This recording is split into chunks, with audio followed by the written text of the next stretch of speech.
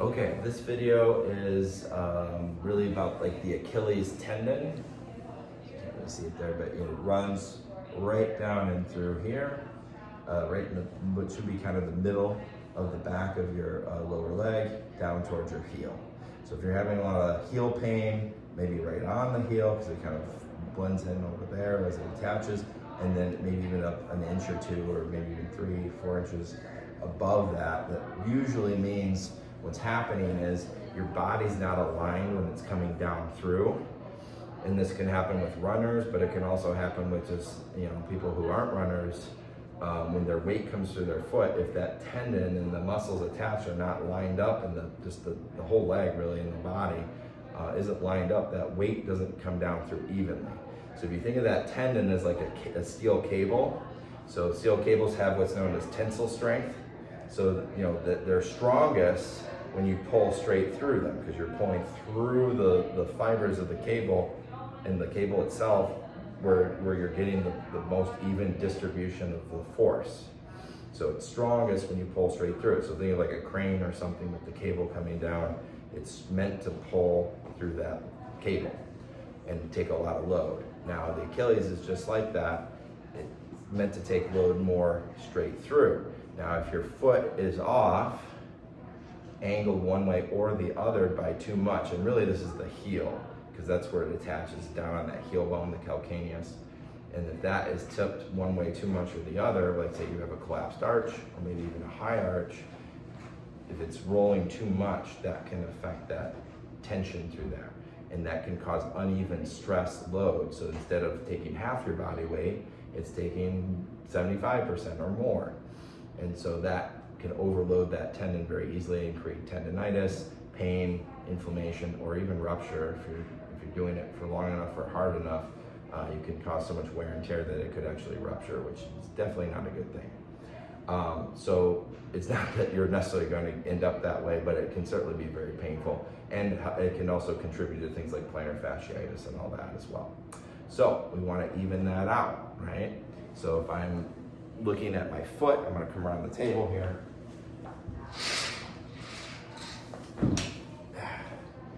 Okay, so my foot, my ankle, I want to make sure, and you can do this on a stair step maybe, or first or second step, especially if you're railing. I want to make sure that I can kind of rock through there. Now this has a lot to do with the knee more directly. So if I'm rocking forward and flexing like a lunge, I want to make sure my tibia and fibula here are kind of turning in.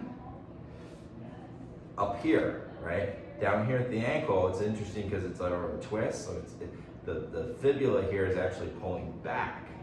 So this is where I might want to guide that, if I can, with my hand, or if you have a TheraBand or resistance band, you can put it actually around there. Just make sure it's not too uncomfortable or painful. You can always put extra sock on, or just a little small towel for cushion. But you want to have it kind of drive the tibia back with the fibula there as well, so that you have some clearance when you kind of bend through.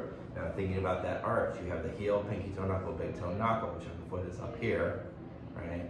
Because all that, it's a long arch there versus the palm, which is wider. Okay, so we have that kind of rolling forward into that arch to load. We want to make sure those 3 points are equally loaded. We want to make sure that heel isn't rolling out or in too much. And you want to think about that Achilles as being straight up and down. Now you may feel a bit of a stretch there as you do this. You might feel like the ankle's jamming up tight, stiff. If that's the case, you definitely need to work on mobilizing that ankle so that it has a nice even flow and doesn't deviate, because that's one reason you might be going off course and ultimately stressing that Achilles.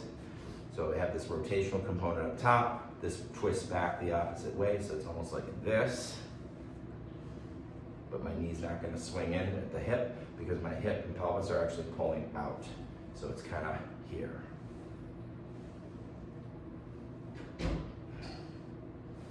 Okay?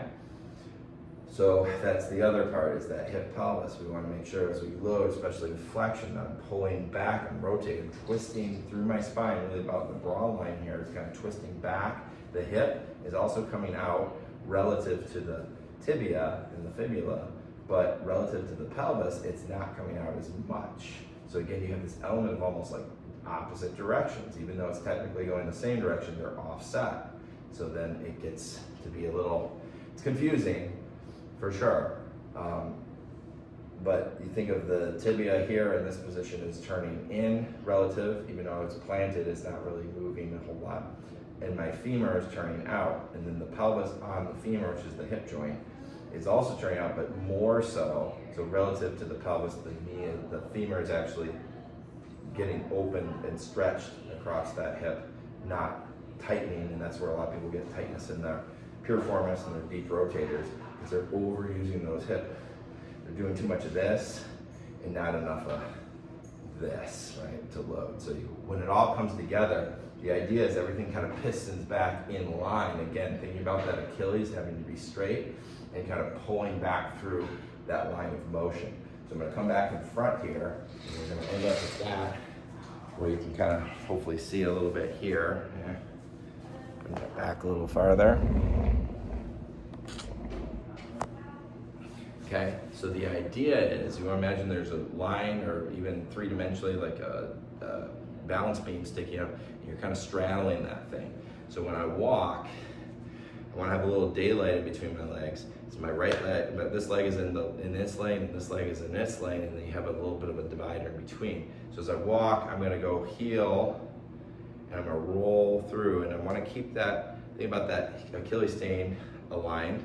And I'm also going to allow my knee to bend here so I can pull back that little twist to keep aligned here. So it's almost like I'm walking on a treadmill. Once my foot comes down, I'm going to pull straight back through the treadmill, or like a canoe. You're pulling that paddle back right along the canoe here. The canoe is the part in the middle of my body.